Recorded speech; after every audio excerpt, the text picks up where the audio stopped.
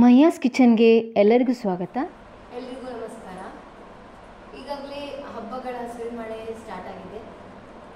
ಈಗ ಬರುವಂಥ ಹಬ್ಬ ಶ್ರೀಕೃಷ್ಣ ಜನ್ಮಾಷ್ಟಮಿ. ಅದು ನಮ್ಮ ಉಡುಪಿಯಲ್ಲಂತೂ ತುಂಬ ವಿಜೃಂಭಣೆಯಿಂದ ಆಚರಿಸ್ತೇವೆ ನಾವು. ಅದರ ಬಗ್ಗೆ ನಾವೀಗ ಅದರ ಆಚರಣೆಯ ಬಗ್ಗೆ ಉಡುಪಿಯಲ್ಲಾಗಲಿ ಅಥವಾ ಎಲ್ಲ ಕಡೆಯಲ್ಲಿ ಎಲ್ಲ ಜನರು ಹೇಗೆ ಅದನ್ನು ಆಚರಿಸಬೇಕು ಅಂತ ಹೇಳಿ ನಾವು ಅದನ್ನೀಗ ವಿವರವಾಗಿ ತಿಳ್ಕೊಳ್ಳೋಣ. ಅದಕ್ಕೆ ಬಂದಿದ್ದಾರೆ, ನೀವು ಮೊದಲೇ ನೋಡಿದಂತೆ ಇವಳು ನಿಖಿತಾ. ನಾನು ಮೊದಲೇ ಇವಳನ್ನು ಪರಿಚಯ ಮಾಡಿಕೊಟ್ಟಿದ್ದೇನೆ. ಅವಳು ಈಗ ಶ್ರೀಕೃಷ್ಣ ಅಷ್ಟಮಿಯ ವಿವರಗಳನ್ನು ಈಗ ನಮಗೆ ತಿಳಿಸ್ಲಿಕ್ಕಿದ್ದಾಳೆ. ಬನ್ನಿ ಅವಳ ಹತ್ರನೇ ಕೇಳಿ ತಿಳಿಯೋಣ. ನಮಸ್ತೆ. ಕೃಷ್ಣಾಯ ವಾಸುದೇವಾಯ ದೇವಕಿ ನಂದನಾಯ ಚ ನಂದಗೋಪಕುಮಾರಾಯ ಗೋವಿಂದಾಯ ನಮೋ ನಮಃ. ನೀವು ಹೇಳಿದ ಹಾಗೆ ಈಗ ಕೃಷ್ಣಾಷ್ಟಮಿಯ ಸಂಭ್ರಮದ ಮಧ್ಯದಲ್ಲಿ ಇದ್ದೇವೆ ನಾವು. ಕೃಷ್ಣಾಷ್ಟಮಿ ಅಂತ ಹೇಳಿದ್ರೆ ಅದು ಉಡುಪಿಯಲ್ಲಿ ತುಂಬಾ ಪ್ರಸಿದ್ಧವೇ. ಇನ್ನು ಬೇರೆ ಕಡೆಯಲ್ಲೂ ಕೂಡ ಕೃಷ್ಣ ಅಂತ ಹೇಳಿದ್ರೇನೆ ಯಾರಿಗೂ ಕೂಡ ಗೊತ್ತಿಲ್ಲದೆ ಇರಲಿಕ್ಕೆ ಸಾಧ್ಯವೇ ಇಲ್ಲ. ಕೃಷ್ಣನಿಗೆ ನಾವು ಯಾಕೆ ಇಷ್ಟು ಮಹತ್ವ ಅಂದ್ರೆ, ಭಗವಂತನ ಅವತಾರಗಳು ಅನಂತ ಅವತಾರಗಳು, ಅನೇಕ ಅವತಾರಗಳಿದ್ದಾವೆ. ಅದರಲ್ಲಿ ದಶಾವತಾರ ತುಂಬಾ ಪ್ರಸಿದ್ಧವಾದಂತಹ ಅವತಾರಗಳು. ಅದರಲ್ಲಿ ಸಹ ಕೃಷ್ಣ ಅವತಾರ ನಮ್ಗೆ ಎಲ್ಲದಕ್ಕೂ, ಈಗ ನಾವು ಕರ್ಮ ಅಂದ್ರೆ ಏನಾದ್ರೂ ಕೆಲಸವನ್ನು ಮಾಡಿದ್ರೆ ಅದು ಮುಗ್ದಾದ್ಮೇಲೆ ಕೃಷ್ಣಾರ್ಪಣ ಮಸ್ತು ಅಂತ ಹೇಳ್ತೀವಿ. ಹಾಗಾದ್ರೆ ಈಗ ನಾರಾಯಣಂದೇ ಎಲ್ಲ ಅವತಾರಗಳು, ಡಿಫ್ರೆನ್ಸ್ ಇಲ್ಲ. ಒಂದು ಅವತಾರಕ್ಕೆ ಇನ್ನೊಂದು ಅವತಾರಕ್ಕೆ ಏನೂ ಡಿಫ್ರೆನ್ಸ್ ಇಲ್ಲ. ಭಗವಂತ ಯಾವತ್ತೂ ಕೂಡ ಅವನು ಪೂರ್ಣನಾಗಿದ್ದಾನೆ. ಎಷ್ಟು ಗುಣಗಳು ಒಂದು ಅವತಾರದಲ್ಲಿದೆಯೋ, ಅವನ ಪೂರ್ಣಾವತಾರಗಳಲ್ಲಿ ಎಷ್ಟು ಅವತಾರ, ಒಂದು ಅವತಾರದಲ್ಲಿ ಎಷ್ಟು ಗುಣಗಳಿದೆಯೋ ಅಷ್ಟೇ ಶಕ್ತಿ, ಅಷ್ಟೇ ಗುಣಗಳು ಎಲ್ಲ ಅವತಾರಗಳಲ್ಲೂ ಇದ್ದಾವೆ. ಹಾಗಾದ್ರೆ ನಾವು ಕೃಷ್ಣಾರ್ಪಣ ಮಸ್ತು ಅಂತಲೇ ಯಾಕೆ ಹೇಳ್ತೇವೆ ಅಂತ ಹೇಳಿದ್ರೆ, ಅಥವಾ ಕೃಷ್ಣನ ಜಪ ಯಾಕೆ ತುಂಬಾ ಮಾಡ್ತೇವೆ ಅಂತ ಹೇಳಿದ್ರೆ, ರಾಮಕೃಷ್ಣ ಮುಖ್ಯವಾಗಿ ಕೃಷ್ಣನ ಜಪ ಯಾಕೆ ಅಂತ ಹೇಳಿದ್ರೆ, ಅತ್ಯಂತ ಹತ್ತಿರದಲ್ಲಿ ಈಗ ಕಲಿಯುಗ ನಡೀತಾ ಇರುವಂತದ್ದು. ಅತ್ಯಂತ ಹತ್ತಿರದಲ್ಲಿ ನಮ್ಗೆ ಬಂದಂತಹ ಭಗವಂತನ ಅವತಾರ ಯಾವುದು ಅಂತ ಹೇಳಿದ್ರೆ ಅದು ಕೃಷ್ಣ ಅವತಾರ. ಕೃಷ್ಣ ಅವತಾರ ಎಷ್ಟು 5000 ವರ್ಷದ ಹಿಂದೆ ದ್ವಾಪರ ಯುಗದಲ್ಲಿ, ಈಗ ಕಲಿಯುಗದ ಜಸ್ಟ್ ಸ್ಟಾರ್ಟಿಂಗ್, 5000 ವರ್ಷ ಆಗುದಷ್ಟೇ ಕೃಷ್ಣಾವತಾರದ ಸಮಾಪ್ತಿಯಾಗಿ. ಹಾಗಾಗಿ ಕೃಷ್ಣಾವತಾರ ತುಂಬಾ ಹತ್ತಿರವಾದದ್ದು. ಆದ್ರಿಂದ ಭಗವಂತನ ಆ ಅವತಾರದ ಕನೆಕ್ಷನ್ ನಮ್ಗೆ ಇನ್ನೂ ಜಾಸ್ತಿ ಅಂತ.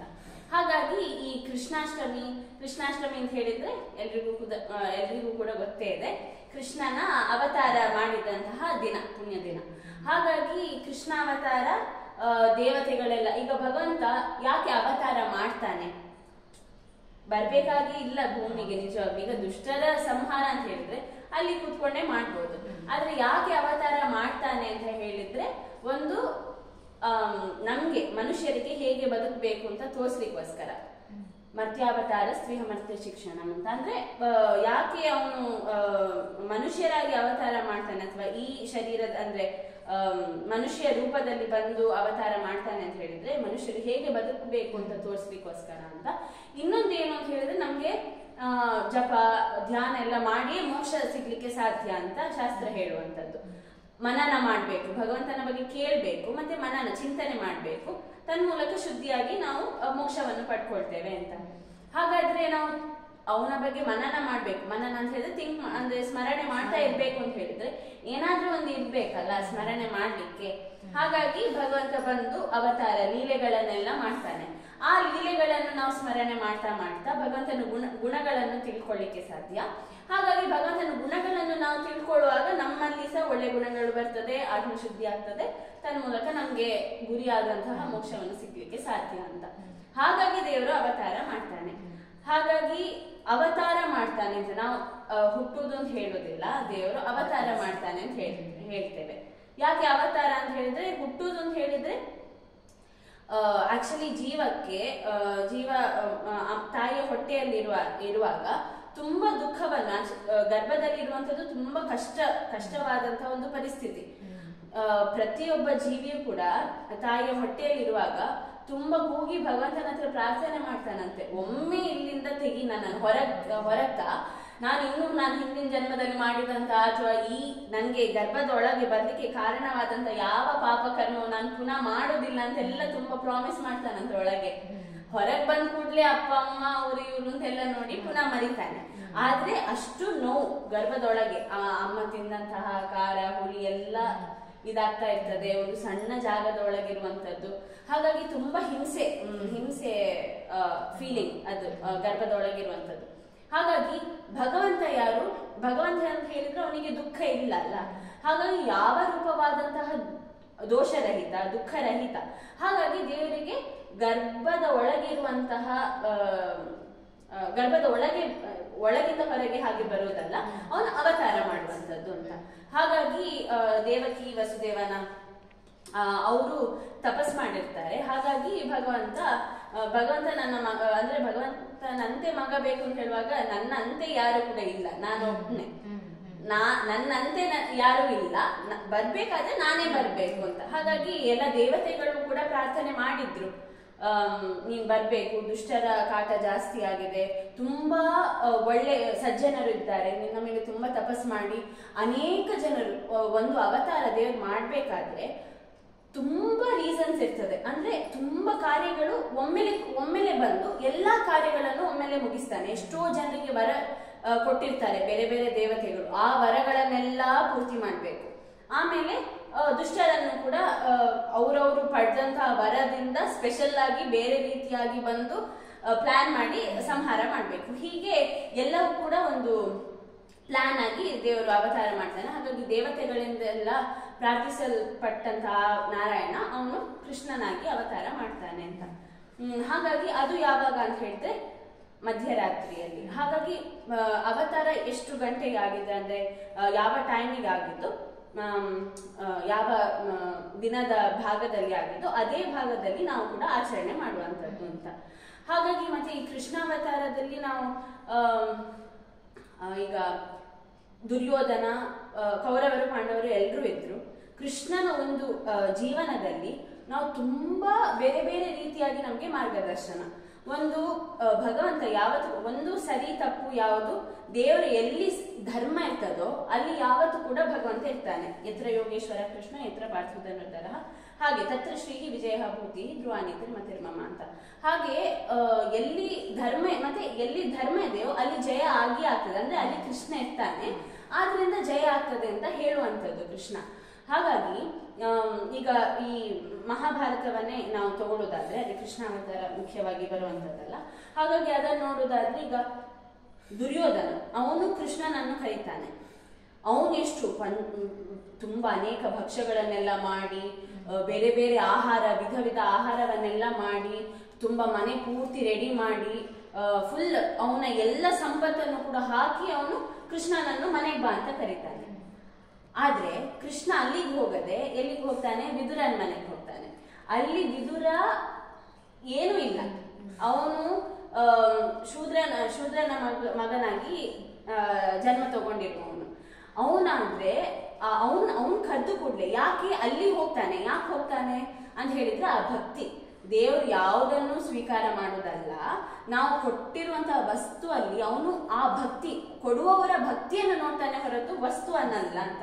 ಹಾಗಾಗಿ ನಾವು ಅಂದ್ರೆ ನಾವು ಕೆಲವೊಮ್ಮೆ ಏನಾದ್ರೂ ಒಂದು ದಾನ ಮಾಡಿದ್ರೆ ಅಥವಾ ದೇವಸ್ಥಾನಕ್ಕೆಲ್ಲ ಕೊಟ್ರೆ ಇಷ್ಟು ಕೊಟ್ಟಿದ್ದೇವೆ ಅಂತ, ಫಸ್ಟ್ ಆಫ್ ಆಲ್ ಅದು ನಮ್ದಲ್ಲ ಕೊಡ್ಲಿಕ್ಕೆ, ದೇವರು ನಮ್ಗೆ ಕೊಟ್ಟಿರೋದ್ರಿಂದ ಅದು ಕೊಡುದು. ಇನ್ನೊಂದೇನು ಅಂತ ಹೇಳಿದ್ರೆ ಭಕ್ತಿಯಿಂದ ಏನು ಕೊಟ್ರು ಕೊಡ್ಬಾರ್ದು ಅಂತಲ್ಲ, ಇದ್ದದ್ದು ದಾನ ಮಾಡ್ಲಿಕ್ಕೆ ದೇವ್ರು ಕೊಡುವಂಥದ್ದು ಅದು ಹೌದು. ಆದ್ರೆ ದೇವರು ತಗೊಳ್ಳೋದು ಯಾವುದು ತುಂಬಾ ಮುಖ್ಯವಾಗ್ತದೆ ಅಂತ ಹೇಳಿದ್ರೆ ನಮ್ಮ ಭಕ್ತಿ. ಹಾಗಾಗಿ ಆ ವಿದುರನ ಭಕ್ತಿಯಿಂದಾಗಿ ದೇವರು ವಿದುರನ ಮನೆಗೆ ಹೋಗ್ತಾನೆ ಅಂತ. ಹಾಗಾಗಿ ಇದರಿಂದ ಏನು, ಭಕ್ತಿಯಿಂದ ನಾವು ದೇವರನ್ನು ಆರಾಧನೆ ಮಾಡಿದ್ರೆ ಅವನು ಒಲಿತಾನೆ ಅಂತ. ಅಲ್ಲಿ ಇನ್ನೊಂದು ಕಥೆಯಲ್ಲೂ ಬರ್ತದೆ, ಬ್ರಾಹ್ಮಣರೆಲ್ಲ ಯಾಗ ಮಾಡ್ತಾ ಇರ್ತಾರೆ. ಕೃಷ್ಣ ಮತ್ತೆ ಗೋಪಾಲಕರೆಲ್ಲ ಅಲ್ಲೇ ಹತ್ರದಲ್ಲಿ ದನ ಮೇಯಿಸ್ತಾ ಅಲ್ಲಿ ಆಟ ಆಡ್ತಾ ಇರ್ತಾರೆ. ಕೃಷ್ಣ ಕಳಿಸ್ತಾನೆ ಹುಡುಗರನ್ನೆಲ್ಲ, ಅವರಿಗೆಲ್ಲ ಹಸುವಾಗಿರ್ತದೆ. ಅಲ್ಲಿ ಯಾಗ ನಡೀತಾ ಉಂಟು, ಸ್ವಲ್ಪ ಹೋಗಿ ಅವ್ರ ಹತ್ರ ಎಲ್ಲ ಕೇಳ್ಕೊಂಡು ನನ್ಗೆ ತಿಂಡಿ, ನಾನು ಬಲರಾಮ ಬಂದಿದ್ದೇವೆ ಅಂತ ಹೇಳು, ಸ್ವಲ್ಪ ತಿಂಡಿ ಎಲ್ಲ ತಾ ಅಂತೆಲ್ಲ ಕಳಿಸ್ತಾರೆ. ಅವ್ರು ಹೋಗ್ತಾರೆ. ಬ್ರಾಹ್ಮಣರೆಲ್ಲ ಯಾಗ ಮಾಡ್ತಾ ಇರ್ತಾರೆ. ಅವರ ಹತ್ರ ಹೋಗಿ ಕೇಳ್ತಾರೆ. ಅವರು ಅಲ್ಲ, ಇನ್ನು ನೈವೇದ್ಯಕ್ಕೆ ಟೈಮ್ ಆಗ್ಲಿಲ್ಲ, ನೀವು ಹೋಗಿ ಅಂತ ಕಳಿಸ್ತಾರೆ. ಮತ್ತೆ ಹೆಂಡತಿ ಕೃಷ್ಣ ಹೇಳ್ತಾನೆ ಅವರ ಹೆಂಡತಿಯರ ಹತ್ರ ಹೋಗಿ ಅಂತ. ಅವರು ಎಲ್ಲ ಕಟ್ಕೊಂಡು ಓಡ್ಕೊಂಡು ಕೃಷ್ಣನ ಹತ್ರ, ಕೃಷ್ಣ ಬಂದಿದ್ದಾನೆ ಅಂತ ಹೇಳಿದ್ರೆ ತಗೊಂಡು ಹೋಗ್ತಾನೆ ಅಂತ. ಹಾಗಾಗಿ ಇಲ್ಲಿ ಏನು ಅಂತ ಹೇಳಿದ್ರೆ ಅದೇ ಮುಖ್ಯವಾಗಿ ಇಲ್ಲಿ ಇರುವಂತಹ ವಿಷಯ ಏನು ಅಂತ ಹೇಳಿದ್ರೆ ಭಕ್ತಿಯಲ್ಲಿ ಭಕ್ತಿ ತುಂಬಾ ಮುಖ್ಯ ಆಗ್ತದೆ ಅಂತ. ಹಾಗಾಗಿ ಅದು ಒಂದು. ಇನ್ನೊಂದು ಎಲ್ರು ಹೇಳುವಂಥದ್ದು ಕೃಷ್ಣ ಕಳ್ಳ, ಆಮೇಲೆ ಇದು ಜಾರ ಚೋರ, ಹುಡುಗಿಯರ ಹಿಂದೆ ಹೋದವ, ಹೀಗೆ ತುಂಬಾ ಜನ ಏನೇನೋ ಹೇಳ್ತಾರೆ ಕೃಷ್ಣನ ಬಗ್ಗೆ. ಆದ್ರೆ ಕೃಷ್ಣ ದೇವರು ಅಂತ ಅದರಿಂದೆಲ್ಲ ಪ್ರೂವ್ ಮಾಡ್ತಾನೆ ಅಂತ. ಒಂದು ಚೋರ ಅಂತ ಹೇಳಿದ್ರೆ ಬೆಣ್ಣೆ ಕದೀತಾನೆ ಅಂತ. ಫಸ್ಟ್ ಆಫ್ ಆಲ್ ಅಲ್ಲಿ ಬೆಣ್ಣೆ ಮಾಡ್ತಾ ಇದ್ದದ್ದೇ ಆ ಗೋಪಿಕೆಯರು ಕೃಷ್ಣನಿಗೆ ಕೊಡ್ಬೇಕು ಅಂತ ತಲೆಯಲ್ಲಿ ಇಟ್ಕೊಂಡೇ ಬೆಣ್ಣೆ ಮಾಡ್ತಾ ಇದ್ದದ್ದು. ಆದ್ರೆ ಅದು ಬಿಡಿ. ಆಮೇಲೆ ಮಣ್ಣು ಸತಿಂದ ಬೆಣ್ಣೆ ಸ ತಿಂತಾನೆ. ಅಂದ್ರೆ ಎರಡು ಕೂಡ ನನ್ಗೆ ಸಮಾನ. ಮಣ್ಣು ತಿಂತಾನೆ ಯಾಕೆ? ಜಗತ್ತು, ಈ ಇಡೀ ಬ್ರಹ್ಮಾಂಡವೇ ನನ್ನ ಬಾಯೊಳಗೆ ಇರುವಂತದ್ದು. ಮಾಡಿ ಯಶೋದೆಗೆ ತೋರಿಸ್ತಾನೆ. ಹಾಗಾಗಿ ಇಡೀ ಜಗತ್ತೇ ನಂದು ಅಂತ ತೋರಿಸಿ, ಜಗತ್ತಲ್ಲಿ ಬೆಣ್ಣೆ ಅದು ಇದು ಎಲ್ಲ ಸೇರಿತ್ತಲ್ಲ, ಎಲ್ಲವೂ ಕೂಡ ನಂದು ನಾನು ತಗೊಳ್ಳುದ್ರಲ್ಲಿ ಕಳ್ಳತನ ಹೇಗಾಗ್ತದೆ? ಹಾಗಾಗಿ ಅವನು ತಗೊಳ್ತಾನೆ. ಅವನ್ ಯಾಕೆ ಆ ಬೆಣ್ಣೆ ತಗೊಳ್ತಿದ್ದ ಅಂತ ಹೇಳಿದ್ರೆ, ಬೆಣ್ಣೆಯನ್ನು ತಗೊಂಡು ಅಂದ್ರೆ ಅವರ ಮನೆಯಿಂದ ಅವರು ಭಕ್ತಿಯಿಂದ ಮಾಡ್ತಾ ಇದ್ರು, ನಿಜವಾಗ್ಲೂ ಕೃಷ್ಣನಿಗೆ ಕೊಡ್ಬೇಕು ಅಂತಲೇ ಮಾಡ್ತಾ ಇದ್ದದ್ದು. ಅದನ್ನು ಸ್ವೀಕಾರ ಮಾಡೋದ್ರಿಂದ ಅವರ ಕಷ್ಟ ಅಥವಾ ಅವರ ದೋಷಗಳನ್ನೆಲ್ಲ ಅವನು ಸ್ವೀಕಾರ ಮಾಡ್ತಾ ಇದ್ದ. ಹಾಗಾಗಿ ನಾವು ಸಮರ್ಪಣೆ ಮಾಡೋದ್ರಿಂದ ನಮ್ಮ ದೋಷಗಳನ್ನೆಲ್ಲ ದೇವರು ಸ್ವೀಕಾರ ಮಾಡ್ತಾನೆ ಅಂತ. ಅದು ಬೆಣ್ಣೆ ಒಂದು ನಿಮಿತ್ತ ಅಂತ. ಆಮೇಲೆ ಅಲ್ಲ, ಅಷ್ಟು ಗೋಪಿಕಾ ಸ್ತ್ರೀಯರು ಹಾಗೆ ಹೀಗೆ ಅಂತೆಲ್ಲ. ಕೃಷ್ಣನಿಗೆ ಆಗ 6-7 ವರ್ಷ, 6-7 ವರ್ಷದ ಸಣ್ಣ ಹುಡುಗ, ಮದ್ವೆ ಆದಂತ ಗೋಪಿಕಾ ಸ್ತ್ರೀಯರು. ಅವನು ರಾಸ ಕ್ರೀಡೆ ಎಲ್ಲ ಆಟ ಆಡುವಾಗ ಸಣ್ಣ ಮಕ್ಕಳೊಟ್ಟಿಗೆ ಎಲ್ಲರೂ ಆಟ ಆಡ್ತಾರೆ. ಅದನ್ನ ನಾವು ತುಂಬಾ ಇದು ಹಾಗೆ ಹೀಗೆ ಅಂತೆಲ್ಲ ಕಲ್ಪನೆ ಮಾಡ್ತೀವಿ. ಫಸ್ಟ್ ಆಫ್ ಆಲ್ ಅವನು ಏಜ್ ತುಂಬಾ ಸಣ್ಣ ಬಾಲಕ. ಕೃಷ್ಣನ ಮೇಲೆ ಅವರು ಪ್ರೀತಿಯಿಂದ ಆಟ ಆಡಿಸ್ತಿದ್ದದಷ್ಟೇ ಅಂತ. ಇನ್ನು ಮದ್ವೆ ಆದದ್ದು 16,108 ಹೆಂಡತಿಯರು ಅಂತ. ಅಷ್ಟು ಜನರು, ಅದರಲ್ಲಿ 8 ಮುಖ್ಯವಾದಂತಹ ಅಷ್ಟಮಹಿಷಿಯರು. ಅವನಂದ್ರೆ ಬೇರೆ ಬೇರೆ ಕಡೆಗೆ ಹೋಗುವಾಗ ಅಲ್ಲಲ್ಲಿ ಕೆಲವೊಮ್ಮೆ ಅಪ್ಪಂದ್ರೆ, ಈಗ ಸತ್ಯಭಾಮ ಸತ್ರಾಜಿತ್ ಅವನೇ ಕೊಟ್ಟಿದ್ದು ಮಗಳನ್ನ ಮದ್ವೆ ಮಾಡಿ, ಜಾಂಬವಂತ ಅವನೇ ಇಷ್ಟಪಟ್ಟು ಮದ್ವೆ ಮಾಡಿ ಕೊಟ್ಟಿದ್ದು. ಇನ್ನು ಕೆಲವರನ್ನು ಯಾವುದೋ ಷರತ್ತನ್ನೆಲ್ಲ ಪೂರೈಸಿ ಮದ್ವೆ ಆಗಿದ್ದುಂಟು. ಉಳಿದದ್ದು 16,100 ಹೆಂಡತಿಯರು. ಅವರೆಲ್ಲ ನಿಜವಾಗ್ಲೂ ಅಗ್ನಿಪುತ್ರರು. ಅವರು ತಪಸ್ ಮಾಡಿ ನಮ್ಗೆ ರಾಮಾವತಾರ ಕಾಲದಲ್ಲೇ, ಅಂದ್ರೆ ಮುಂಚೆನೆ ಅವ್ರು ತಪಸ್ ಮಾಡಿ ನಮ್ಗೆ ಕೃಷ್ಣನೇ ನಮ್ಮ ಗಂಡ ಆಗ್ಬೇಕು ಅಂತ ಅಗ್ನಿಯ ಪುತ್ರರು ತಪಸ್ ಮಾಡಿತ್ತು. 16,100 ಜನ ಅಗ್ನಿಪುತ್ರರು. ಅವರಿಗೆ ನಾವು ಕೃಷ್ಣನ ಹೆಂಡತಿಯರಾಗ್ಬೇಕು ಅಂತ ಆಸೆ ಬಂದು ಅವ್ರು ತಪಸ್ ಮಾಡಿದ್ದಕ್ಕೆ ಕೃಷ್ಣ ಈಗೆಲ್ಲ ಆಗುದಿಲ್ಲ, ನಾನು ಒಮ್ಮೆ ಕೃಷ್ಣಾವತಾರದಲ್ಲಿ ಬರುವಾಗ ನಿಮ್ಮ ಎಲ್ಲ ಆಸೆಗಳನ್ನು ಪೂರೈಸ್ತೇನೆ ಅಂತ ಆಗ ಬಂದದಕ್ಕೆ ಅವರನ್ನು ವಿವಾಹ ಆದ. ಸರಿ, ವಿವಾಹ ಆಗಿ ಏಕಕಾಲದಲ್ಲಿ ಎಲ್ಲರನ್ನು ಮದ್ವೆ ಆಗಿ ಒಂದು ನಾರದರೊಮ್ಮೆ ಯೋಚನೆ ಮಾಡ್ತಾರಂತೆ, ಈ ಕೃಷ್ಣ ಏನ್ ಮಾಡ್ತಾ ಇರ್ತಾನೆ, ಒಂದ್ ಸ್ವಲ್ಪ ಹೋಗಿ ನೋಡುವ, 16,108 ಜನರನ್ನೆಲ್ಲ ಮದ್ವೆ ಆಗಿದ್ದಾನೆ, ಏನ್ ಮಾಡ್ತಾ ಇರ್ತಾನೆ ಅಂತ. ಅಲ್ಲಿ ಒಂದೊಂದು ಹೆಂಡತಿಗೂ ಸೇಮ್ ಟೈಪ್ ಎಲ್ರಿಗೂ ಪ್ಯಾಲೇಸ್, ಫುಲ್ ಆಭರಣಗಳು ಮುತ್ತುಗಳು, ಒಬ್ಬೊಬ್ಬರಿಗೂ ಸಮಾನವಾಗಿ ಎಲ್ರಿಗೂ ಪ್ಯಾಲೇಸ್ಗಳು. ಅಲ್ಲಿ ನಾರದರು ಸರಿ ಒಳಗ್ ಹೋಗುವ ಅಂತ ಹೇಳಿ ಒಂದ್ ಮನೆಗೆ ಹೋಗ್ತಾರೆ. ಒಂದ್ ಮನೆಯಲ್ಲಿ ಕೃಷ್ಣ ಮಕ್ಕಳಿಗೆಲ್ಲ ಬಡಿಸ್ತಾ ಇದ್ದಾನೆ. ಇನ್ನೊಂದ್ ಮನೆಗೆ ಹೋಗ್ತಾರೆ, ಇನ್ನೊಂದ್ ಮನೆಯಲ್ಲೂ ಕೃಷ್ಣ ಇದ್ದಾನೆ.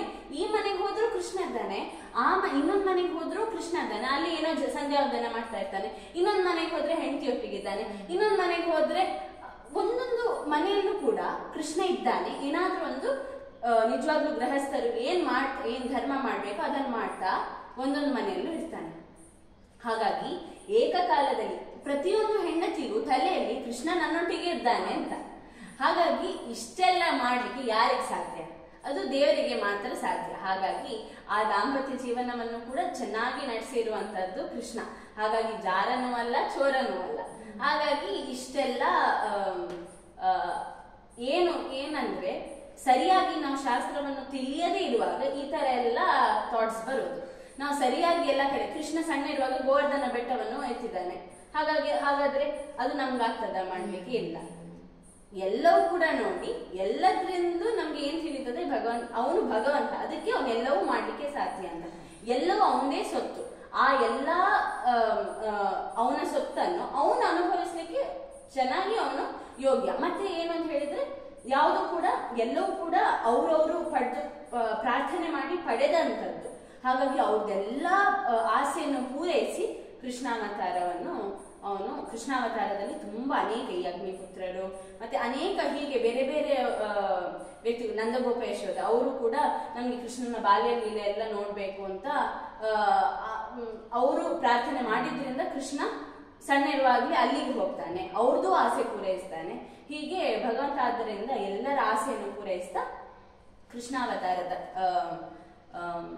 ಕೃಷ್ಣಾವತಾರವನ್ನು ಹೀಗೆ ಅವನು ಮುಂದೆ ತರ್ತಾನೆ.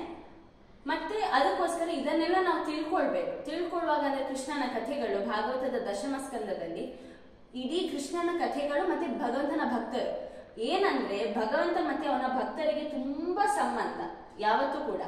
ಸೊ ಭಗವಂತನ ಭಕ್ತರಿಗೋಸ್ಕರ ಅವನೆಲ್ಲವನ್ನು ಮಾಡುವಂಥದ್ದು. ಅವನು ಭಕ್ತರ ಅಧೀನ ತರ ಇರ್ತಾನೆ. ಎಷ್ಟು ಹೇಳಿದ್ರೆ ಇಡೀ ಜಗತ್ತಿನ ಒಡೆಯಾದ್ರೂ ಕೂಡ, ಇಡೀ ಬ್ರಹ್ಮಾಂಡದ ಕಂಟ್ರೋಲರ್ ಆದ್ರೂ ಕೂಡ ಭಕ್ತರು ಏನ್ ಕೇಳ್ತಾರೆ ಆ ತರ ಅವನು ಅವರಿಗೆ ಒಲಿತಾನೆ ಅಂತ. ಹಾಗಾಗಿ ಭಕ್ತರ ಅಧೀನದ ಭಕ್ತರು ಮತ್ತೆ ಭಗವಂತನ ಅನ್ಯೋನ್ಯದ ಕಥೆ ಅದು ಈ ದಶಮಸ್ಕಂದ ಭಾಗವತದಲ್ಲೆಲ್ಲ ಇರ್ತದೆ. ಆ ಕಥೆಗಳನ್ನೆಲ್ಲ ನಾವು ಕೇಳ್ತಾ ಮನನ ಮಾಡಿದ್ರೆ ನಮ್ಗೆ ಸಹ ಭಗವಂತನ ಜ್ಞಾನ ಬರ್ತದೆ ಮತ್ತೆ ಭಕ್ತಿ ಬರ್ತದೆ. ನಾವು ಯಾವತ್ತೂ ಕೂಡ ಒಬ್ಬರ ಬಗ್ಗೆ ತಿಳ್ಕೊಂಡ್ರೆ ಅವ್ರ ಮೇಲೆ ನಮ್ಗೆ ಇಷ್ಟ ಆಗೋದು, ಭಕ್ತಿ ಬರೋದು ಎಲ್ಲ. ಅವರ ಬಗ್ಗೆ ನಮ್ಗೆ ಜ್ಞಾನ ಯಾವಾಗ ಬರ್ತದೆ ಆಗ ರೆಸ್ಪೆಕ್ಟ್, ಈ ತರ ಎಲ್ಲ ಇದ್ದಾರಲ್ಲ ಅಂತ ನಮ್ಗೆ ರೆಸ್ಪೆಕ್ಟ್ ಬರ್ತದೆ. ಹಾಗೆಯೇ ದೇವರ ಮೇಲೆ ನಮ್ಗೆ ಭಕ್ತಿ ಜ್ಞಾನ ಅಂದ್ರೆ ಪ್ರೀತಿ ಎಲ್ಲ ಉಂಟಾಗ್ಬೇಕಾದ್ರೆ ಜ್ಞಾನ ಬೇಕು. ಹಾಗಾಗಿ ಈ ಜ್ಞಾನ ಹೇಗೆ ಬರ್ತದೆ ಅಂತ ಹೇಳಿದ್ರೆ ಶ್ರವಣ ಅಥವಾ ಈ ತರ ಭಾಗವತ ಇತ್ಯಾದಿ ಗ್ರಂಥಗಳ ಬಗ್ಗೆ ಕೇಳೋದು, ಆಮೇಲೆ ಓದೋದು, ಈ ತರ ಮಾಡೋದ್ರಿಂದ ನಮ್ಗೆ ಜ್ಞಾನ ಬರ್ತದೆ. ತನ್ಮೂಲಕ ನಮ್ಗೆ ಭಕ್ತಿ ಬರ್ಲಿಕ್ಕೆ ಸಾಧ್ಯ ಅಂತ, ದೇವರ ಮೇಲೆ ಪ್ರೀತಿ ಬರ್ತದೆ ಅಂತ. ಇಷ್ಟೆಲ್ಲ ಮಾಡ್ತಾನೆ, ಹಾಗಾದ್ರೆ ನಮಗೂ ಕೂಡ ರಕ್ಷಣೆ ಮಾಡ್ತಾನೆ. ಇಷ್ಟು ಜನರಿಗೆ ಬಂದು ರಕ್ಷಣೆ ಮಾಡಿದ್ದಾನೆ, ನಮ್ಮನ್ನು ಕೂಡ ಖಂಡಿತ ನೋಡ್ಕೊಳ್ತಾನೆ. ಈ ತರ ನಮ್ಗೆ ಪ್ರೀತಿ ಹುಟ್ಟುತ್ತದೆ ಅಂತ. ಈ ರೀತಿಯಾಗಿ ನಾವು ಕೇಳ್ತಾ ಕೃಷ್ಣಾಷ್ಟಮಿ ಟೈಮ್ ಅನ್ನು ಕಳಿಬೇಕು ಅಂತ.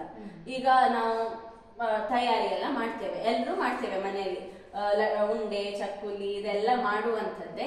ಇದನ್ನೆಲ್ಲ ನಾವು ಪ್ರಿಪೇರ್ ಮಾಡುವಾಗ, ತಯಾರು ಮಾಡುವಾಗ ಕೃಷ್ಣನಿಗೆ ನಾವು ಸಮರ್ಪಣೆ ಮಾಡ್ಲಿಕ್ಕೆ ಮಾಡುವಂಥದ್ದು ಅಂತ ಚಿಂತನೆ ಮಾಡ್ತಾ ದೇವರಿಗೆ ಪ್ರೀತಿ ಆಗ್ಬೇಕು ಅಂತ ನಾವು ಅವನ ಬಗ್ಗೆ ಕೇಳ್ತಾ ಈ ತರ ಕಥೆ ಎಲ್ಲ, ಈಗಂತೂ ಯೂಟ್ಯೂಬ್ ಉಂಟು, ಎಲ್ಲ ಉಂಟು, ನಮ್ಗೆ ಹಾಕಿದ್ರೆ ಪ್ರವಚನಗಳು ರಾಶಿ ಬರ್ತದೆ, ಕಥೆ ಕೇಳಲಿಕ್ಕೆಲ್ಲ ತುಂಬಾ ಸುಲಭ.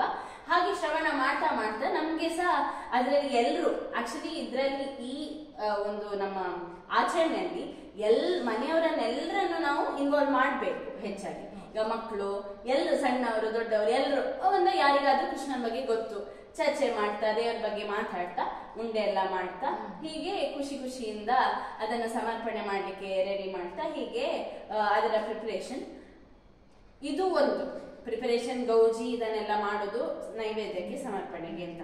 ಆದ್ರೆ ಕೃಷ್ಣಾಷ್ಟಮಿಯ ದಿನ ಏನು ಅಂತ ಹೇಳಿದ್ರೆ, ನಾವು ಈಗ ಹಿಂದಿನ ದಿನ ರಾತ್ರಿ ಹೇಗೆ ನಾವು ಏಕಾದಶಿ ಆಚರಣೆ ಮಾಡ್ತೇವೋ ಹಾಗೆ ಕೃಷ್ಣಾಷ್ಟಮಿ ಏಕಾದಶಿ ನಿತ್ಯ ಕರ್ಮಗಳಲ್ಲಿ ಬರ್ತದೆ. ಅಂದ್ರೆ ಅದಕ್ಕೆ ಆಕ್ಚುಲಿ ಅದು ಕಂಪಲ್ಸರಿ ಎಲ್ಲರೂ ಕೂಡ. ಈಗ ಯಾವುದೇ ಈ ಆಚರಣೆಗಳೆಲ್ಲ ಒಂದು ವರ್ಗಕ್ಕೆ ಇದಕ್ಕೆ ಸೀಮಿತ ಅಲ್ಲ. ಈ ಅಷ್ಟಮಿ ಏಕಾದಶಿ ಉಪವಾಸ ಇದೆಲ್ಲವೂ ಕೂಡ ಎಲ್ಲಾ ಜಾತಿಯವರು ಎಲ್ಲ ವರ್ಗಕ್ಕೂ ಕೂಡ ಕಾಮನ್ ಮಾಡ್ಲೇಬೇಕಾದದ್ದು. ನಿತ್ಯ ಕರ್ಮ ಅಂತ ಹೇಳಿದ್ರೆ ಕಂಪಲ್ಸರಿ ಆಗಿ ಮಾಡುವಂತದ್ದು ಅಂತ. ಹಾಗಾಗಿ ಕೃಷ್ಣಾಷ್ಟಮಿ ಉಪವಾಸ ಅದು ನಿತ್ಯ ಕರ್ಮದಲ್ಲಿ ಬರ್ತದೆ, ಕಂಪಲ್ಸರಿ ಮಾಡುವಂತದ್ದು ಅಂತ. ಅದು ಹೇಗೆ ಅಂತ ಹೇಳಿದ್ರೆ ಬೆಳಗ್ಗೆಯಿಂದ ರಾತ್ರಿವರೆಗೆ ಅರ್ಗೆ ಕೊಡುವವರೆಗೆ ಉಪವಾಸ ಅಂತ ನಾವು ಮಾಡ್ತೇವೆ.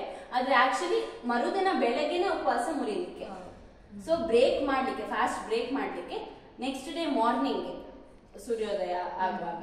ಬಿಕಾಸ್ ಮಧ್ಯರಾತ್ರಿಯಲ್ಲಿ ನಾವು ಏನು ತಗೊಳ್ಳುವ ಹಾಗೆ ಇಲ್ಲ, ಮತ್ತೆ ಪ್ರಾಣದೇವರು ತಗೊಳ್ಳೋದಿಲ್ಲ. ಮರುದಿನ ಪ್ರಾಣದೇವರಿಗೆ ಸಮರ್ಪಣೆ ಮಾಡಿ ಆಮೇಲೆ ತಿನ್ನುವಂಥದ್ದು ಅಂತ. ಹಾಗಾಗಿ ನಿರ್ಜಲ ಉಪವಾಸ ನಿಜವಾಗ್ಲು ಇಡೀ ದಿನ ಸಂಪೂರ್ಣವಾಗಿ ಏಕಾದಶಿ ಕೃಷ್ಣಾಷ್ಟಮಿ ದಿನ, ಕೃಷ್ಣ ಜಯಂತಿ ದಿನ ಆ ಇಡೀ ದಿನ ಉಪವಾಸ ಮಾಡಿ ಅದರಲ್ಲಿ ಮುಖ್ಯವಾಗಿ ನಾವು ಒಂದು 5-6 ಮಂತ್ರಗಳನ್ನು ಹೇಳಲಿಕ್ಕೆ ಇದೆ. ಒಂದು 3 ಹೊತ್ತು ಸ್ನಾನ ಮಾಡಬೇಕು ಕೃಷ್ಣಾಷ್ಟಮಿ ದಿನ.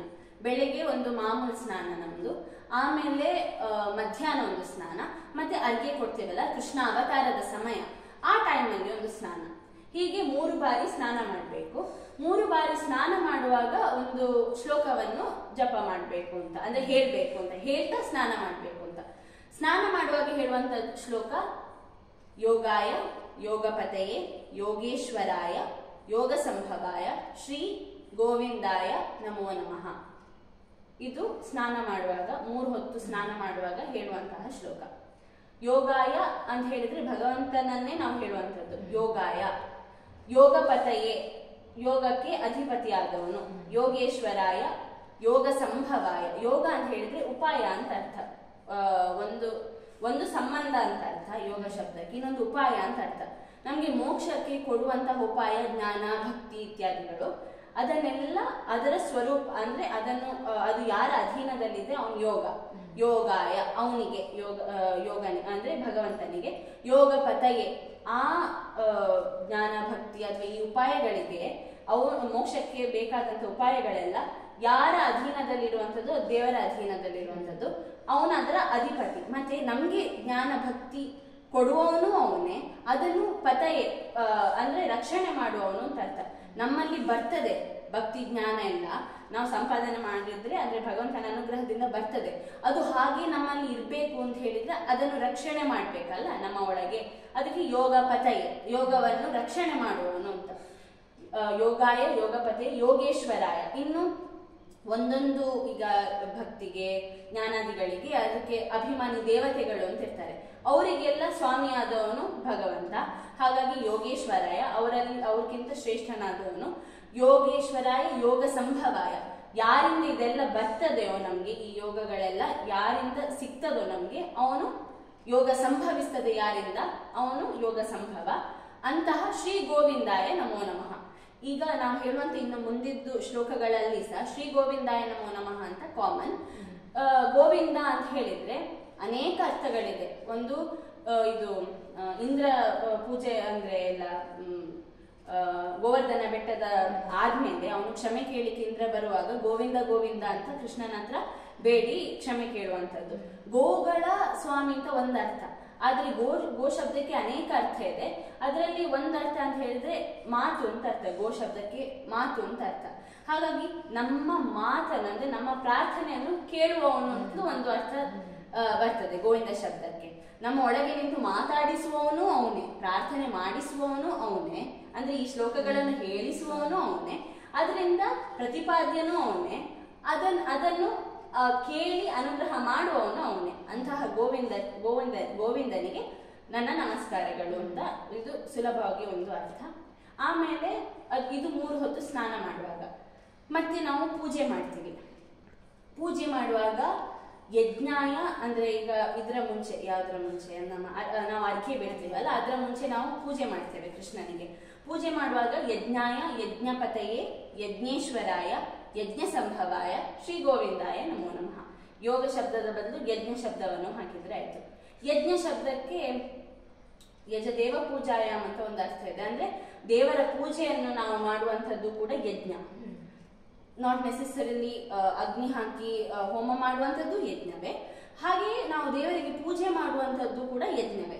ಆ ಪೂಜೆಯನ್ನು ಸ್ವೀಕಾರ ಮಾಡುವನು ಅಥವಾ ಪೂಜೆಗೆ ಪ್ರತಿಪಾದ್ಯ ಯಾರು ಅಂತ ಹೇಳಿದ್ರೆ ಭಗವಂತ ಕೃಷ್ಣ. ಹಾಗಾಗಿ ಯಜ್ಞಾಯ ಯಜ್ಞಪತೆಗೆ ಯಜ್ಞವನ್ನು ರಕ್ಷಣೆ ಮಾಡುವವನು. ಎಲ್ಲಾ ಕಡೆಯಲ್ಲೂ ಅವತಾರ ಮಾಡೋದ್ರಲ್ಲಿ ಒಂದು ಮೇನ್ ರೀಸನ್ ಯಜ್ಞಗಳನ್ನು ರಕ್ಷಣೆ ಮಾಡುವವನು. ಸೊ ಇದನ್ನು ನಾವು ಚಿಂತನೆ ಮಾಡಬಹುದು.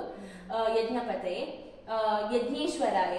ಇನ್ನು ಯಜ್ಞಕ್ಕೆ ಅಭಿಮಾನಿ ಅಗ್ನಿ ಇರ್ತಾನೆ, ಅವನಿಗೂ ಕೂಡ ಸ್ವಾಮಿ ಆದವನು ಯಜ್ಞೇಶ್ವರಾಯ. ಯಜ್ಞ ಸಂಭವಾಯ ಯಜ್ಞ ಯಾರಿಂದ ನಡೀಲಿಕ್ಕೆ ಸಾಧ್ಯ ಆಗ್ತದೆ, ನಮ್ಮ ಪೂಜೆ ಕೂಡ ನಿರ್ವಿಘ್ನವಾಗಿ ಆಗ್ಬೇಕು ಅಂತ ಹೇಳಿದ್ರೆ ಅವನ ಅನುಗ್ರಹ ಬೇಕೇ ಬೇಕು. ಯಜ್ಞ ಸಂಭವ ಶ್ರೀ ಗೋವಿಂದಾಯ ನಮೋ ನಮಃ. ಇದು ಪೂಜೆ ಮಾಡುವಾಗ.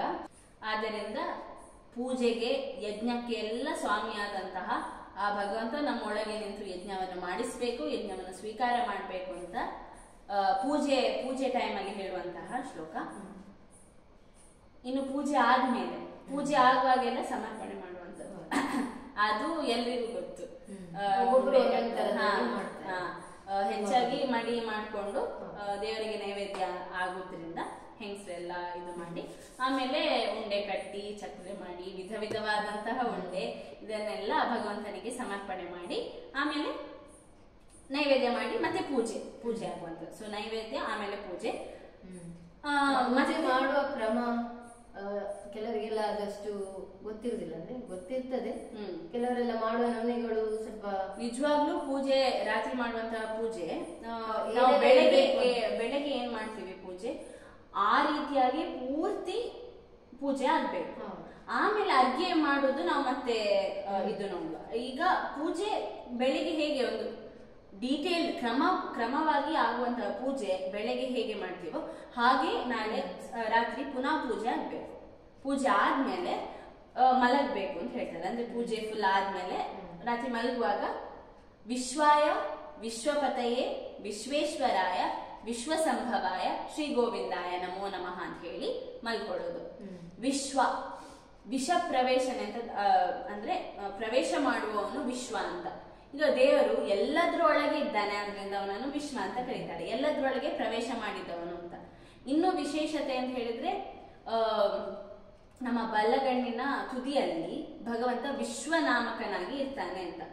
ಅದು ಜಾಗೃತ ಅವಸ್ಥೆ. ಈಗ 3 ಅವಸ್ಥೆಗಳು ನಾವು ಜಾಗೃತ ಅವಸ್ಥೆ ಅಂತ ಹೇಳಿದ್ರೆ ಎಚ್ಚರ ಪರಿಸ್ಥಿತಿ, ಇನ್ನೊಂದು ಸ್ವಪ್ನ ಡ್ರೀಮ್ ವರ್ಲ್ಡ್ ಅಲ್ಲಿ ಇರ್ತೀವಿ, ಮತ್ತೆ ಸುಷುಪ್ತಿ ಅಂತ ಹೇಳಿದ್ರೆ ಗಾಢ ನಿದ್ರೆ.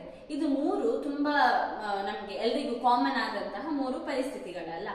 ಅದರಲ್ಲಿ ನಮ್ಗೆ ಎಚ್ಚರ ಇರ್ಲಿಕ್ಕೆ ಕಾರಣ ಯಾರು ಅಂತ ಹೇಳಿದ್ರೆ ಭಗವಂತ ಬಲಗಣ್ಣಿನ ತುದಿಯಲ್ಲಿ ವಿಶ್ವ ಎಂಬ ಹೆಸರಿನಿಂದ ಕೂತಿರ್ತಾನೆ. ಆಗ ಅವನಲ್ಲಿ ಇರುವಾಗ, ಅಲ್ಲಿ ಪ್ರವೇಶ ಮಾಡಿ ಇರುವಾಗ ನಾವು ಎಚ್ಚರದಲ್ಲಿ ಇರ್ತೇವೆ. ಹಾಗಾಗಿ ಅವನನ್ನು ವಿಶ್ವ ಅಂತ ಕರೀತಾರೆ. ಮತ್ತೆ ತೈಜಸ ಪ್ರಾಜ್ಞ ಅಂತ. ತೈಜಸ ಅಂತ ಹೇಳಿದ್ರೆ ಕಂಠ ದೇಶದಲ್ಲಿ ದೇವರು ಬಂದು ಕೂತ್ಕೊಳ್ಳುವಾಗ ಸ್ವಪ್ನಾವಸ್ಥೆ ಆಗ್ತದೆ. ಸೊ ನಾವು ಕನಸು ಕಾಣ್ತಾ ಇರುವಾಗ ದೇವರು ತೈಜಸ ಅಂತ ಹೆಸರಿನಿಂದ ಪ್ರವೇಶ ಮಾಡಿ, ಅದಕ್ಕೋಸ್ಕರ ಅಲ್ಲಿ ಸಹ ವಿಶ್ವ ಅಂತಲೇ ಹೆಸರು ಹೇಳ್ಬೋದು. ಪ್ರವೇಶ ಮಾಡ್ತಾನೆ, ಅಲ್ಲಿ ಸಹ ಕಂಠ ದೇಶದಲ್ಲಿ ಇರ್ತಾನೆ, ಆದ್ರಿಂದ ಅವನಿಗೆ ಅಲ್ಲಿ ಪ್ರವೇಶ ಮಾಡ್ತಾನೆ. ಅದರಿಂದ ನಮ್ಗೆ ಸ್ವಪ್ನ ಬರುವಂತದ್ದು. ಹಾಗಾಗಿ ಅವನನ್ನು ವಿಶ್ವ ಅಂತ ಹೇಳ್ತೇವೆ. ಮತ್ತೆ ಪ್ರಾಜ್ಞೆ ಅಂತ ಹೇಳಿದ್ರೆ ಹೃದಯ ಸ್ಥಾನದಲ್ಲಿ ಅಲ್ಲಿ ಬಂದು ಜೀವನನ್ನು ಆಲಿಂಗನೆ ಮಾಡ್ಕೊಳ್ತಾನೆ ಭಗವಂತ. ಆಗ ನಮ್ಗೆ ಸುಷುಪ್ತಿ ಗಾಢ ನಿದ್ರೆ ಬರುವಂತದ್ದು ಅಂತ. ಹಾಗಾಗಿ ಈ 3 ಅವಸ್ಥೆಗಳಲ್ಲೂ ಭಗವಂತ ಪ್ರವೇಶ ಮಾಡಿ ಆ ಸ್ಥಾನದಲ್ಲಿ ಇರ್ತಾನೆ, ಆದ್ರಿಂದ ಅವನನ್ನು ವಿಶ್ವ ಅಂತ ಕರೀತಾರೆ. ಹೀಗೆ ಚಿಂತನೆ ಅಂದ್ರೆ ವಿಶ್ವ ಅಂತ ಹೇಳುವಾಗ ನಾವು ಸುಮ್ಮನೆ ವಿಶ್ವ ಒಂದು ದೇವರ ನಾಮ ಅಂತ ತಿಳ್ಕೊಳ್ಳೋದಕ್ಕೆ, ಅಂದ್ರೆ ಅಷ್ಟು ಮಾತ್ರ ತಿಳ್ಕೊಳ್ಳೋದ್ಕಿಂತ ಇಷ್ಟೆಲ್ಲ ಕಾರ್ಯ ಮಾಡುವವನು ಅಂತ ಥಿಂಕ್ ಮಾಡುವಾಗ ಪುಣ್ಯ ಜಾಸ್ತಿ ಅಂತ. ಹಾಗಾಗಿ ವಿಶ್ವಾಯ ವಿಶ್ವಪತೆ ಅಂತ ಹೇಳುವಾಗ ವಿಶ್ವಾಯ ಈ ಎಲ್ಲ ಅವಸ್ಥೆಗಳಲ್ಲೂ ನಮ್ಮ ಒಳಗೆ ನಿಂತು ಎಲ್ಲಾ ಕಡೆಯಲ್ಲಿ ಪ್ರವೇಶ ಮಾಡುವವನಾಗಿದ್ದಾನೆ, ಆದ್ರಿಂದ ಅವನಿಗೆ ವಿಶ್ವ ಅಂತ ಹೆಸರು. ವಿಶ್ವಪತೆಯೇ. ಇನ್ನು ವಿಶ್ವ ನಮ್ಮ ಈ ಜಾಗೃತದಲ್ಲಿರುವಾಗ ಎಲ್ಲ ಟೈಮಲ್ಲೂ ಕೂಡ ಎಲ್ಲದರ ಒಳಗೆ ಪ್ರವೇಶ ಮಾಡಿ ನಮ್ಮನ್ನು ರಕ್ಷಣೆ ಮಾಡುವವನು ವಿಶ್ವಪತೆಯೇ. ವಿಶ್ವೇಶ್ವರಾಯ. ಇನ್ನು ದೇವತೆಗಳು ಕೂಡ ಅಭಿಮಾನಿ ದೇವತೆಗಳು ಎಲ್ಲರೂ ಕೂಡ ಯಾವತ್ತೂ ಕೂಡ ನಮ್ಮ ಒಳಗೆ ಇರ್ತಾರೆ, ಬೇರೆ ಬೇರೆ ಕಾರ್ಯ ಮಾಡ್ತಾ. ಅವರಿಗೆಲ್ಲ ಸ್ವಾಮಿ ಆದವನು ವಿಶ್ವ ಸಂಭವಾಯ. ಇನ್ನು ವಿಶ್ವ ಸಂಭವ ಅಂತ ಹೇಳಿದ್ರೆ ಈಗ ನಾವು ವಿಶ್ವ ಅಂತ ಹೇಳುವಾಗ ನಮ್ಮ ಈ ಅವಸ್ಥೆಗಳು ಸ್ವಪ್ನಾವಸ್ಥೆ, ಸುಷುಪ್ತಿ, ಜಾಗೃತ ಅಂತ ಹೇಳಿದ್ರೆ ಗಾಢ ನಿದ್ರೆ, ಮತ್ತೆ ಸ್ವಪ್ನಾವಸ್ಥೆ, ಮತ್ತೆ ಎಚ್ಚರದಲ್ಲಿ ಇರುವಂತಹ ಈ ಅವಸ್ಥೆಗಳು, ಇದೆಲ್ಲ ಯಾರಿಂದ ಕಾರಣ ಆಗ್ತದೆ? ವಿಶ್ವನಿಂದ, ವಿಶ್ವರೂಪಿ ಪರಮಾತ್ಮನಿಂದ ಆಗುವಂಥದ್ದು. ಹಾಗಾಗಿ ವಿಶ್ವ ಸಂಭವಾಯ ಶ್ರೀ ಗೋವಿಂದಾಯ ನಮೋ ನಮಃ. ಇಂತಹ ಭಗವಂತ ನಮ್ಮ ಪ್ರಾರ್ಥನೆಯನ್ನು ಕೇಳುವವನಾಗಿದ್ದಾನೆ ಅಂತ. ಇನ್ನು ಗಣಪತಿ ದೇವರಿದ್ದಾರಲ್ಲ, ಅವರ ಅಂತರ್ಯಾಮಿ ರೂಪವು ಕೂಡ ವಿಶ್ವ. ಈ ಭಗವಂತನ ರೂಪ ಸ್ಪೆಸಿಫಿಕ್ ಆಗಿ ಈ ವಿಶ್ವರೂಪನೇ ಗಣಪತಿಯ ಪರಮಾತ್ಮನ ಹೆಸರು. ಹಾಗಾಗಿ ಅದು ವಿಶ್ವ ಸಂಭವಾಯ ಶ್ರೀ ಗೋವಿಂದಾಯ ನಮೋ ನಮಃ. 3 ಆಯ್ತು. ಇನ್ನು 2 ಇದೆ. ಒಂದು ಬೆಳಗ್ಗೆ ಎದ್ದಾದ್ಮೇಲೆ ನಾವು ಪೂಜೆ ಎಲ್ಲ ಮುಗಿಸ್ಕೊಂಡು ಪುನಃ ಸಮರ್ಪಣೆ ಎಲ್ಲ ಮಾಡ್ತೇವೆ. ಪ್ರಾಣ ದೇವರಿಗೆ ನೈವೇದ್ಯ ಆಗ್ಬೇಕು. ಸೊ ಸಮರ್ಪಣೆ ಎಲ್ಲ ಆದ್ಮೇಲೆ ಏನ್ ಮಾಡ್ತೇವೆ? ನಾವು ಊಟ ಮಾಡ್ತೀವಿ, ಬಿಕಾಸ್ ಉಪವಾಸದಲ್ಲೇ ಇರ್ತೇವೆ. ಹಾಗಾಗಿ ಯಾರಾದ್ರೂ ಬ್ರಾಹ್ಮಣರು ಬಂದ್ರೆ ಅವರಿಗೆಲ್ಲ ದಾನ ಮಾಡಿ ಮತ್ತೆ ಅವರಿಗೆ ಊಟ ಹಾಕೋದು. ಆಮೇಲೆ ನಾವು ಭೋಜನಕ್ಕೆ ಕೂತ್ಕೊಳ್ಳೋದು. ನಾವು ಊಟ ಮಾಡುವಾಗ ಸರ್ವಾಯ ಸರ್ವಪತಯೇ ಸರ್ವೇಶ್ವರಾಯ ಸರ್ವಸಂಭವಾಯ ಶ್ರೀ ಗೋವಿಂದಾಯ ನಮೋ ನಮಃ. ಹಾಗಾಗಿ ಸರ್ವ ಅಂತ ಹೇಳಿದ್ರೆ ಎಲ್ಲವೂ ಕೂಡ ಅಂತ ಅರ್ಥ. ಇನ್ನು ಎಲ್ಲದ್ರೊಳಗೂ ಭಗವಂತ ಇದ್ದಾನೆ, ಆದ್ರಿಂದ ಅವನನ್ನು ಸರ್ವ ಅಂತ ಕರಿತೇವೆ. ಸರ್ವಾಯ ಸರ್ವಪತೆ, ಎಲ್ಲರ ರಕ್ಷಕ ಆಗಿದ್ದಾನೆ ಅವನೇ. ಸರ್ವೇಶ್ವರ, ಎಲ್ಲರ ಸ್ವಾಮಿಯಾಗಿದ್ದಾನೆ. ಸರ್ವಸಂಭವ, ಎಲ್ಲವೂ ಕೂಡ ಅವನಿಂದಲೇ ನಡೀತದೆ. ಅಂತಹ ಗೋವಿಂದನಿಗೆ ನಮಸ್ಕಾರ ಅಂತ. ಇನ್ನು ವಿಶೇಷವಾಗಿ ಊಟಕ್ಕೆ ಮತ್ತೆ ಇದಕ್ಕೆ ಸಂಬಂಧ ಅಂತ ಹೇಳಿದ್ರೆ, ಊಟ ಮಾಡುವಾಗ ಆಹುತಿಗಳನ್ನೆಲ್ಲ ಕೊಡ್ತಾರಲ್ಲ. ಈಗ ನಾವು ಬೆಳಗ್ಗೆ ಅಂದ್ರೆ ಊಟದ ಸಮಯ, ಅದು ಕೂಡ ಯಜ್ಞ, ಅದರಿಂದ ನಾವು ಆಹುತಿ ಕೊಟ್ಟು ಅದನ್ನೆಲ್ಲ ಆ ಕ್ರಮ ಪ್ರಕಾರವಾಗಿ ನಾವು ಭೋಜನೆ ಮಾಡೋದ್ರಿಂದ ಅದರಿಂದ ಏನಾಗ್ತದೆ ಅಂತ ಹೇಳಿದ್ರೆ, ನಿಜವಾಗ್ಲೂ ಈ ಎಲ್ಲ ಭೂತಗಳಿಗೂ ಅಂದ್ರೆ ಎಲ್ಲ ಜೀವಿಗಳಿಗೂ ಕೂಡ ಒಂದೊಂದು ಪಾಲಿನ ಆಹಾರವನ್ನು ನಾವು ಕೊಡುವಂತದ್ದು ಆಗ್ತದೆ. ಹಾಗಾಗಿ ಅದು ಯಾರಿಂದ ಹೋಗ್ತದೆ, ನಾವು ಕೊಡುದು ಎಲ್ಲೋ ಇಲ್ಲಿ ಮೂಲೆಯಲ್ಲಿ ನಾವು ಹಾಕ್ತೀವಿ, ಅದು ಅವರಿಗೆಲ್ಲ ಮುಟ್ಬೇಕು ಅಂತ ಹೇಳಿದ್ರೆ ಅದು ಸರ್ವರೂಪಿಯಾದ ಭಗವಂತ ಸರ್ವನಾಮಕನಾಗಿ ಎಲ್ಲರಿಗೂ ಕೂಡ ಮುಟ್ಟಿಸ್ತಾನೆ ಅಂತ. ಹಾಗಾಗಿ ಸರ್ವೇಶ್ವರಾಯ ಸರ್ವಸಂಭವಾಯ ಶ್ರೀ ಗೋವಿಂದಾಯ ನಮೋ ನಮಃ ಅಂತ ಊಟ ಮಾಡುವಾಗ ಹೇಳುವಂತಹ ಶ್ಲೋಕ. ಇನ್ನು ಎಲ್ಲಾ ಕರ್ಮವನಿಗೆ ಇಡೀ ಕೃಷ್ಣಾಷ್ಟಮಿಯ ಕ್ರಿಯೆಗಳನ್ನೆಲ್ಲ ಮಾಡಿ ಆಯ್ತು, ಸಮರ್ಪಣೆ ಮಾಡಿ ಆಯ್ತು, ಉಪವಾಸ ಮಾಡಿದ್ದೇವೆ, ಇಷ್ಟೆಲ್ಲ ಮಾಡಿದ್ದೇವೆ. ಇಷ್ಟೆಲ್ಲ ಮಾಡಿದ್ದನ್ನು ನಾವು ಯಾರಿಗೆ ಅರ್ಪಣೆ ಮಾಡಬೇಕು? ಕೃಷ್ಣನಿಗೆ ಅರ್ಪಣೆ ಮಾಡಬೇಕು. ಹಾಗಾಗಿ ಕೃಷ್ಣನಿಗೆ ಕೃಷ್ಣಾರ್ಪಣ ಅಂತ ಅರ್ಪಣೆ ಮಾಡುವಾಗ ಹೇಳುವಂತಹ ಶ್ಲೋಕ ಧರ್ಮಾಯ ಧರ್ಮಪತೆಯೇ ಧರ್ಮೇಶ್ವರಾಯ ಧರ್ಮ ಸಂಭವಾಯ ಶ್ರೀ ಗೋವಿಂದಾಯ ನಮೋ ನಮಃ ಅಂತ. ಹಾಗಾಗಿ ಧರ್ಮ, ಎಂಬಾಡಿಮೆಂಟ್ ಆಫ್ ಧರ್ಮನೇ ದೇವರೇ. ದೇವರಿಗೆ ಯಾವುದು ಖುಷಿ ಆಗ್ತದೆ ಅದು ಧರ್ಮ, ದೇವರಿಗೆ ಯಾವುದು ಅಲ್ಲ ಖುಷಿ ಕೊಡು ಅಂದ್ರೆ ಅವನಿಗೆ ಪ್ರೀತಿ ಆಗುದಿಲ್ಲ, ಅದು ಅಧರ್ಮ. ಹಾಗಾಗಿ ನಾವು ಯಾವತ್ತೂ ಕೂಡ ದೇವರಿಗೆ ಪ್ರೀತಿ ಆಗುವ ಹಾಗೆ ವ್ಯವಹಾರ ಮಾಡುವಂಥದ್ದು ಧರ್ಮ. ದೇವರಿಗೆ ಪ್ರೀತಿ ಆಗದಿದ್ರೆ ಅದು ಅಧರ್ಮ ಅಂತ. ಸರಿ, ಇದನ್ನು ಹೇಗೆ ತಿಳ್ಕೊಳ್ಳೋದು ಅಂತ ಹೇಳಿದ್ರೆ ಅದೇ ವೇದಗಳು ಹೇಳುವಂಥದ್ದು. ಯಾವುದು ಒಳ್ಳೇದು ಅಂತ ಹೇಳಿದ್ರೆ, ಯಾವುದು ಧರ್ಮ ಅಂತ ಹೇಳಿದ್ರೆ ಅದು ದೇವರಿಗೆ ಪ್ರೀತಿ ಆಗುವಂಥದ್ದು, ಅಧರ್ಮ ಅಂತ ಹೇಳಿದ್ರೆ ಪ್ರೀತಿ ಆಗುದಿಲ್ಲ ಅಂತ. ಅದಕ್ಕೋಸ್ಕರ ಎಲ್ಲ ಕರ್ಮವನ್ನು ಮಾಡುವಂಥದ್ದು. ಅದಕ್ಕೆ ಎಂಬಾಡಿಮೆಂಟ್ ಆಫ್ ಧರ್ಮ ಅಂದ್ರೆ ಧರ್ಮ ಪ್ರತಿಪಾದ್ಯ ಯಾರು ಅಂತ ಹೇಳಿದ್ರೆ ಭಗವಂತ. ಧರ್ಮಾಯ ಧರ್ಮಪತೆಯೇ, ಧರ್ಮವನ್ನು ರಕ್ಷಣೆ ಮಾಡುವವನು. ಇಡೀ ಎಲ್ಲ ಅವತಾರಗಳಲ್ಲೂ ಕೂಡ ನಮ್ಗೆ ನೋಡ್ಲಿಕ್ಕೆ ಬರ್ತದೆ, ಧರ್ಮವನ್ನು ರಕ್ಷಣೆ ಮಾಡ್ಲಿಕ್ಕೋಸ್ಕರ ದೇವರು ಬರ್ತಾನೆ. ಹಾಗಾಗಿ ಧರ್ಮ ಎಲ್ಲಿ ಧರ್ಮ ಸಂಸ್ಥಾಪನಾರ್ಥಾಯ ಸಂಭವಾಮಿ ಯುಗೆ ಯುಗೆ ಅಂತ ಕೃಷ್ಣ ಗೀತೆಯಲ್ಲಿ ಹೇಳ್ತಾನೆ. ಧರ್ಮವನ್ನು ಸ್ಥಾಪನೆ ಮಾಡ್ಲಿಕ್ಕೋಸ್ಕರ ನಾನು ಬರುವಂತದ್ದು. ಹಾಗಾಗಿ ಧರ್ಮಪತೆಯೇ ಧರ್ಮೇಶ್ವರಾಯ, ಧರ್ಮಕ್ಕೆ ಸ್ವಾಮಿಯಾಗಿದ್ದಾನೆ. ಧರ್ಮ ಸಂಭವಾಯ, ಧರ್ಮ ಇವನಿಂದಲೇ ನಡೀತದೆ. ಹಾಗಾಗಿ ನಮ್ಮ ಒಳಗೆ ನಿಂತು ಧರ್ಮ ಕಾರ್ಯವನ್ನು ಮಾಡಿಸುವವನು ಅವನೇ ಆಗಿದ್ದಾನೆ. ಆದ್ರಿಂದ ಧರ್ಮ ಸಂಭವಾಯ ಶ್ರೀ ಗೋವಿಂದಾಯ ನಮೋ ನಮಃ ಅಂತ ಹೇಳಿ ಕೃಷ್ಣಾರ್ಪಣಮಸ್ತು ಅಂತ, ಶ್ರೀ ಕೃಷ್ಣಾರ್ಪಣಮಸ್ತು ಅಂತ ನಾವು ದೇವರಿಗೆ ನಮ್ಮೆಲ್ಲ ಕಾರ್ಯವನ್ನು ಮಾಡಿದಂತ ಕರ್ಮ ಅವನಿಗೆ ಪ್ರೀತಿ ಆಗ್ಬೇಕು, ಅವನೇ ನಿಂತು ಮಾಡಿಸಿದ್ದು ಅವನಿಗೆ ಅರ್ಪಣೆ ಆಗ್ಬೇಕು ಅಂತ ನಾವು ಕೃಷ್ಣಾರ್ಪಣಮಸ್ತುವನ್ನು ಬಿಡುವಂಥದ್ದು. ಅದು ಇಷ್ಟು ಕೃಷ್ಣಾಷ್ಟಮಿಯ ಒಂದು ಈ 5 ಶ್ಲೋಕದ ಜಪ ಯಾವಾಗ ಮಾಡ್ಬೇಕು ಅಂತ ಹೇಳುವಂಥದ್ದು. ಈಗ ಅರ್ಘ್ಯ ಪ್ರದಾನ ಮಾಡುದು ಹೇಗೆ ಅಂತ ನಾವು ಮಾತಾಡೋಣ. ಅರ್ಘ್ಯ ಪ್ರದಾನ ಮಾಡಲಿಕ್ಕೆ ನಾಳೆ ಇರುವಂತಹ ಸಮಯ 12:09 PM, 12:09ಕ್ಕೆ. ಆ ಸಮಯದಲ್ಲಿ ಅದಕ್ಕೆ ನಾವು ಸೆಟ್ ಮಾಡ್ಕೊಳ್ಬೇಕು. ಸೊ 12:09 ಒಳಗೆ ನಮ್ಮ ಪೂಜೆ ಎಲ್ಲ ಆಗುವ ತರ ನಾವು ಪೂಜೆ ಸಮರ್ಪಣೆ ಎಲ್ಲ ಮಾಡೋದು. ಪೂಜೆ ಎಲ್ಲ ಮಾಡಿ ರೆಡಿ ಆಗಿತ್ತು. ಮತ್ತೆ ಸಮರ್ಪಣೆಯನ್ನು ಜಸ್ಟ್ ಕಾಯ್ತಾ ಆಮೇಲೆ ಸ್ವಲ್ಪ ಟೈಮ್ ಇರುವಾಗ ಇದು ಮಾಡಿ ಅರ್ಘ್ಯ ಪ್ರದಾನ ಮಾಡ್ಲಿಕ್ಕೆ ಟೈಮ್ 12:09 ನಂತರ. ಹಾಗಾಗಿ 12:09ಕ್ಕೆ ಇದು ಅರ್ಘ್ಯ ಹೇಗ್ ಮಾಡ್ಬೇಕು ಅಂತ ಹೇಳಿದ್ರೆ, ಪೂಜೆಯ ನಂತರ ನಾವು ಸಂಕಲ್ಪ ಮಾಡಿ ಅರ್ಘ್ಯನ್ನು ಕೊಡ್ಬೇಕು ಅಂತ. ಸೊ ಸಂಕಲ್ಪ ಮಾಡಿ ನಾವು ಏನ್ ಮಾಡ್ತೀವಿ, ಶಂಖದಲ್ಲಿ ನೀರನ್ನು ತಗೊಂಡು ಅರ್ಘ್ಯ ಕೊಡ್ಬೇಕು. ಹಾಗಾಗಿ ಅದಕ್ಕೆ ಒಂದು ಮಂತ್ರ ಇದೆ, ಕೃಷ್ಣಂಚ ಬಲಭದ್ರಂಚ ವಸುದೇವಂಚ ದೇವಕಿ, ಹೀಗೆ ಆ ಮಂತ್ರ ಹೋಗ್ತದೆ. ಆ ಮಂತ್ರವನ್ನು ಹೇಳಿ ನಾವು ಶುರುವಿಗೆ ಬಿಲ್ವಪತ್ರೆಯನ್ನು ಅರ್ಪಣೆ ಮಾಡುವಂಥದ್ದು.